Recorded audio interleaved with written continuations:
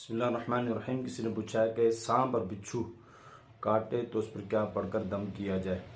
معجم الصغیر جلد نمبر 2 اور صفحہ نمبر 87 بیروت یہ ہے، اس میں لکھا ہے کہ سورہ کافرون، سورہ فلق اور سورۃ الناس، یہ تین صورتیں نمک اور پانی پر دم کر کے متاثرہ جگہ پہ ملتے جائیں، یعنی سانپ یا بچھو اگر ڈسے تو آج کل سانپ کے اس میں ٹیکے بھی ہیں، مل جاتے ہیں، اور ٹیکہ بھی لگوایا جائے احتیاطاً، یہ بھی علاج ہے اور سنت ہے علاج کرانا۔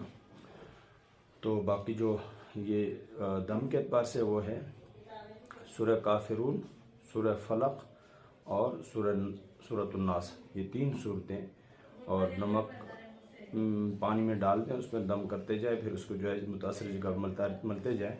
یہ بہت ہی مفید اور مجرب ہے، اللہ تعالیٰ صحت عطا فرمائے۔